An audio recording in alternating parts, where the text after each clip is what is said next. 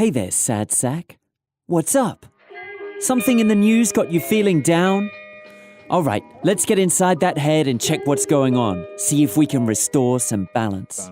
Oh my lord, my jaw falls and crashes right on the floor. Trump just pulled the US out of the Paris Climate Accord. That just signs our warrant, there's no more damn time to restore the environment. We made our bed to lie in it and go the way of the dinosaur. Live fast, die for sure, and leave good looking fossils fool. Record as fossils who couldn't kick this addiction to fossil fuels. Who argued it's possible, rearrangement of deck chairs was optimal. When the whole ship hit the tip of the melting iceberg obstacle. Wait, I know you got the blues, but it's not all horror news. In these times, headlines seem overcast by a harrowing cloud. Looking at our feed, indeed, we could all use some good news. So here are a bunch of positive climate stories to balance it out. So you're an optimist? Well, good luck with this. Trying to convince me this isn't the apocalypse. Emissions flip like hockey sticks along with the temperature. And the USA is run by a tin pot despot with dementia. Hold on a second. Yes, temperature is rising, but emissions have slowed. For the last 3 years, these gases practically plateaued. And the USA might be having this dalliance with dictatorship, but it's still a country where individual states exist. They've been quick to express defiance in the appliance of the tenets of the Paris Alliance and the recommendations of science. And a surprising level of energy is arising from cities worldwide who signed this pact to try and stabilize the climate. Cities' influence rises as that of the nation slips. And while Trump trumpets fake US coal jobs that can't exist, the solar industry is already well overtaking this. Great, but there's no escaping the implications which are inherent in the continual raising of population quick.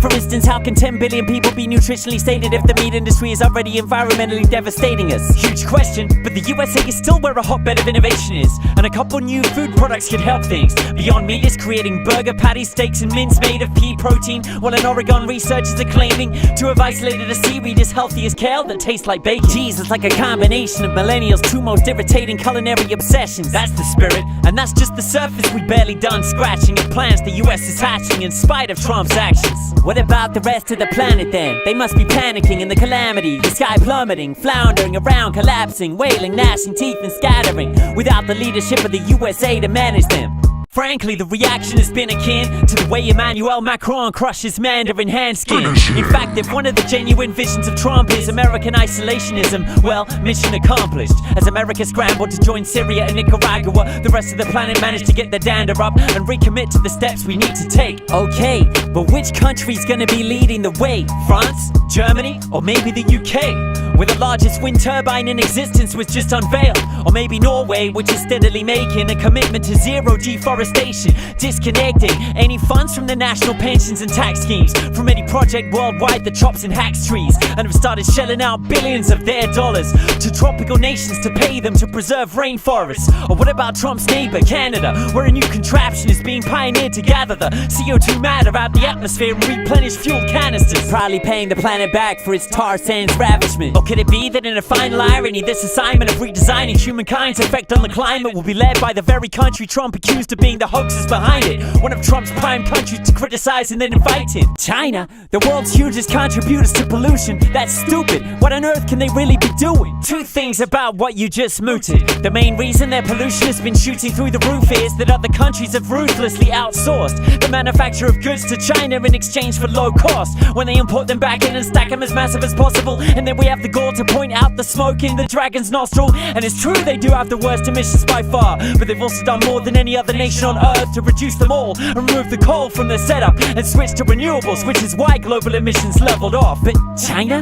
We can't let China lead the way in this. It's a communist, totalitarian dictatorship. It's embarrassing. Embarrassing? Damn straight it is. Exactly, it is embarrassing to completely cede leadership in potentially the most important and profitable energy revolution to take place in this century to the tyrannical nation making most of the goods in our shops. Maybe it'll shame other states to step up to the spot.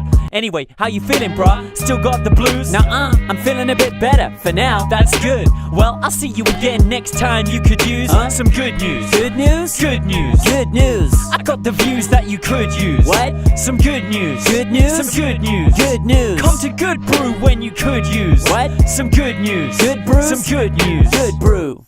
Phew, it was tough, but we got there in the end. Luckily, restoring balance to your gut is much easier. The positive bacteria in kombucha does wonders for your gut health. That's good news.